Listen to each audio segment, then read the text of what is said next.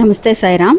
సమర్థ సద్గురు సాయినాథ్ మహారాజ్కి జై. మన సాయి భక్తులందరికీ నమస్తే అండి. అందరూ ఎలా ఉన్నారు, ఏం చేస్తున్నారు? ఈరోజు వీడియోలోకి వెళ్లే ముందు బాబా గారి ఆశీస్సులు మీ అందరికీ దొరకాలని మనస్ఫూర్తిగా కోరుకుంటున్నాను. ఇంకా ఈరోజు బాబా ఏమంటున్నారు అనంటే, బిడ్డ, ఈరోజు షిరిడీ నుంచి నీకు ఒక వ్యక్తిని పంపిస్తున్నాను తల్లి. అతను చెప్పే మాటల్ని అక్షరాల వినడం మాత్రమే కాకుండా పాటించమని కూడా చెప్తున్నారండి. ఇలా పాటించడం వల్ల జరగబోయేది ఏంటో నువ్వే చూస్తావు అని అంటున్నారు. ఇది అక్షరాల నిజమండి. బాబా మనకి షిరిడీకి వెళ్ళడానికి ఆహ్వానం కోసం మనం ఎప్పుడైతే ఎదురు చూస్తూ ఉన్నామో అలాంటి విషయంతో పాటు ఒక మనిషిని షిరిడీ నుంచి మన కోసం పంపిస్తున్నారు అని అంటే అది అక్షరాల బాబానే మనతో మాట్లాడుతున్నారని అనుకోవచ్చండి. ఇలా జరిగిన ఒక విషయాన్ని మీకు తెలియజేస్తాను.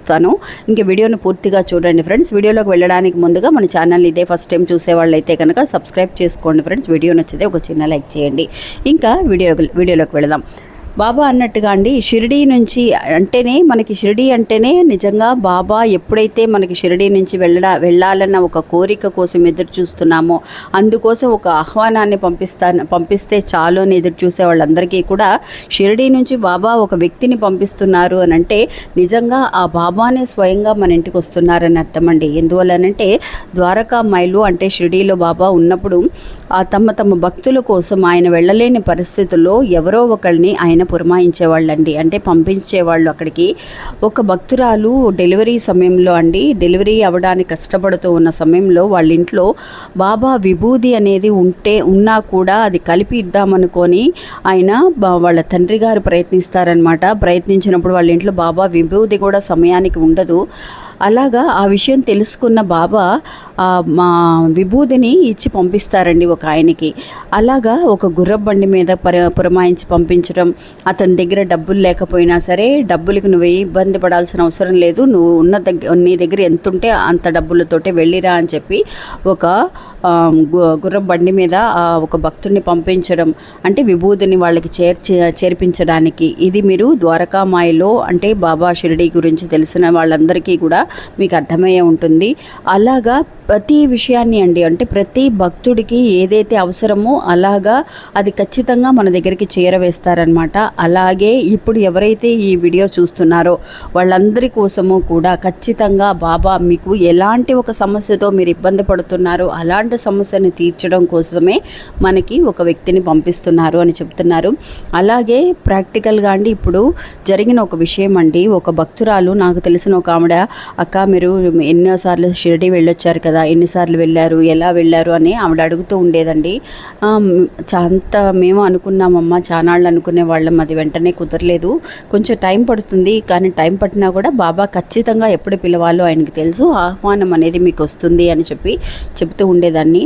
అలాగా ఒకరోజు ఒక బాబా షిరిడీ నుంచి ఒక ప్రసాదం పంపించడం కానీ, అది ఏదో ఒక రకంగా ఆయన మనల్ని షిరిడీ ఆహ్వానం రాలేదు అని బాధపడకుండా ఉండటం కోసం ఏదో ఒక సందేశం అనేది మనకి ఇస్తారండి. అలాగే ఒకరోజు ఆవిడ పరిగెత్తుకుంటూ ఫాస్ట్గా వచ్చి, అక్క ఈరోజు నాకు షిరిడీ నుంచి బాబా ప్రసాదం పంపించారు అక్క, ఇదిగో చూడండి అక్క అని అంటే నిజంగా ఆవిడ కళ్ళల్లో ఎంత ఆనందం అండి. ఇంకా అలాంటిది షిరిడీ వెళ్ళే అవకాశం కనుక తనకు వచ్చింది అని అంటే ఇంకా సంతోషపడుతుంది. అలాగా నేను అన్నాను, సరే అమ్మా, బాబా వింటున్నారు, మీ కోరిక ఏంటి, మీరు ఏం ఆలోచిస్తున్నారు అనే విషయాలన్నీ కూడా బాబాకు తెలుసు, అందుకే మీకు ఈ ప్రసాదాన్ని పంపించారు షిరిడీ నుంచి, అలాగే మీకు ఆహ్వానం కూడా వస్తుంది అని. అలా చెప్పిన మరుసటి రోజే ఆవిడకి ఏమైంది అని అంటే షిరిడీ నుంచి ఒక ఆయన వచ్చి ఆవిడతో మాట్లాడుతున్నారండి. ఇట్లాగా, అమ్మ నేను షిరిడీ నుంచి వచ్చాను, మీ గురించి తెలుసుకొని వచ్చాను, మీకు తెలిసిన ఒకళ్ళు చెప్పారు నాకు, మీ అమ్మాయికి పెళ్లి కొడుకుని వెతుకుతున్నారంట కదా, ఇట్లాగా ఏంటా విషయం అని అడుగుదామని వచ్చాను, మాకు తెలిసిన రిలేషన్స్లో ఒక అబ్బాయి ఉన్నాడు ఇట్లాగా అని చెప్పి మాట్లాడుతున్నారండి. మాట్లాడినప్పుడు షిరిడీ నుంచి రావడం ఏంటి, ఎవరా ఏంటి అని అంటే ఫ్రెండ్ మూలంగా నేను వచ్చాను అని చెప్పి ఆయన చెప్పారండి. ఆవిడ పెద్దగా ఏంటి ఎవరు అని చెప్పి పెద్ద డీప్గా తను ఆలోచించలేదండి. షిరిడీ నుంచి వచ్చాను అని అనేసరికి నిజంగా బాబానే తన ఇంట్లో ప్రవేశించారు అని ఆనందపడుతూ ఆయనతో మాట్లాడుతున్నప్పుడు ఆయన చెప్పారనమాట, అమ్మ నాకు తెలిసిన ఒక ఆయన ఉన్నారు, వాళ్ళ అబ్బాయితో మీ అమ్మాయికి మాట్లాడదామని నేను తెలుసుకొని ఇక్కడికి వచ్చాను అని. ఇవన్నీ ఎలా తెలుసా ఏంటనంటే ఫ్రెండ్ అనగానే ఆవిడ స్టాప్ అయిపోయింది.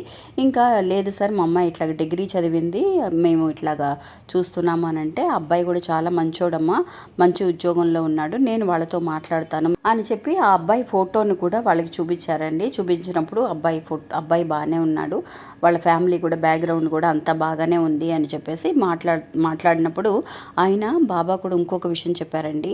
అమ్మ మీ అమ్మాయి విషయంలో మీరు చాలా టెన్షన్ పడుతున్నారు, కొంత కోపంలో వచ్చేసి మీ అమ్మాయిని కానీ మీ ఇంట్లో వాళ్ళ మీద కానీ ఆ కోపాన్ని చూపిస్తున్నారు. అలాంటి ఒక కోపం అనేది అవసరం లేదు, మీరు టెన్షన్ పడాల్సిన అవసరం లేదు.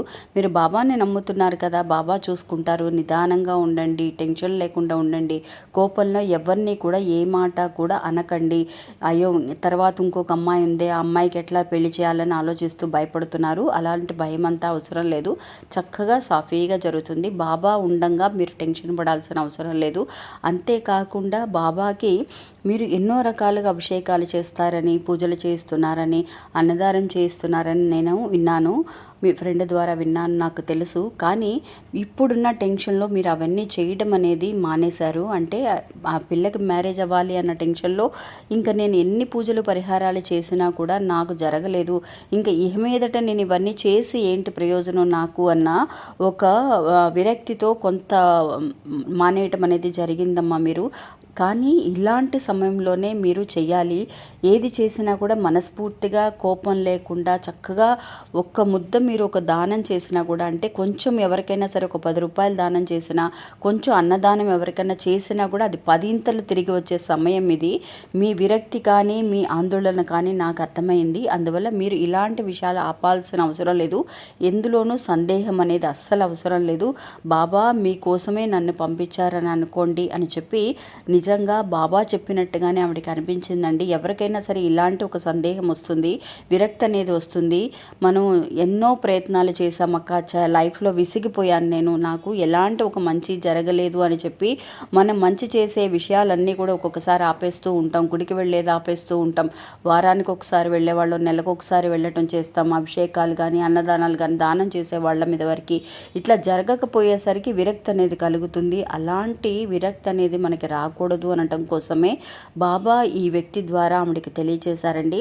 ఇంకా నిజమే కదా, ఆయన చెప్పిన తర్వాత సరే అని చెప్పేసి ఆయన వెళ్ళిపోయారు. ఆ తర్వాత తనకు అర్థమైంది, నిజమే కదా, నేను ఆ టెన్షన్లో ఇవన్నీ కూడా నేను మర్చిపోయానే అని చెప్పేసి వెంటనే బాబా గుడికి వెళ్ళడం, ఒక 10 మందికి తన ఇంట్లోనే పెరుగన్నం తయారు చేసి ప్రతి గురువారము కూడా తీసుకువెళ్ళి ఆ గుడి దగ్గర పంచడం అనేది జరిగిందండి. నిజంగా ఇలాంటి మంచి మంచి విషయాల వల్ల నిజంగా మనం అనుకుంటూ ఉంటాం ఎంత చేసినా ప్రయోజనం లేదు అని. ఎప్పుడు కలిసి వస్తుందో సమయం మనకు తెలియదు. కాబట్టి మనం చేసే చిన్న చిన్న దానాల వల్ల, పుణ్యం వల్ల మనకు ఉండే సమస్యలన్నీ కూడా తీరే సమయాన్ని మన చేతులారా మనమే దూరం పెట్టకూడదు అనేదే బాబా మనకి తెలియచేసే ఈ విషయం అండి. అలాగే మీ ఇంటికి కూడా బాబా షిరిడి నుంచి ఒక మంచి ఆహ్వానాన్ని, మంచి శుభవార్తని తెలియచేయడం కోసమే ఒక వ్యక్తిని పంపిస్తారండి. ఖచ్చితంగా బాబా అన్నట్టుగా ఇలాంటి ఇప్పుడు ఈ కథలో ఈ విషయంలో తెలియజేసిన విషయాలు మీ జీవితంలో జరిగితే కనుక మీరు ఎలాంటి ఆందోళన పడకుండా ఇవన్నీ కూడా మళ్ళీ చేయడానికి కానీ చక్కగా మనస్ఫూర్తిగా ఎలాంటి టెన్షన్ ఆందోళన పడకుండా చేయండి ఫ్రెండ్స్. మంచి కరెక్ట్గా జరుగుతుంది. బాబా ఉన్నారు, ఇంకేం మనం బాధపడాల్సిన అవసరం అనేది లేదు.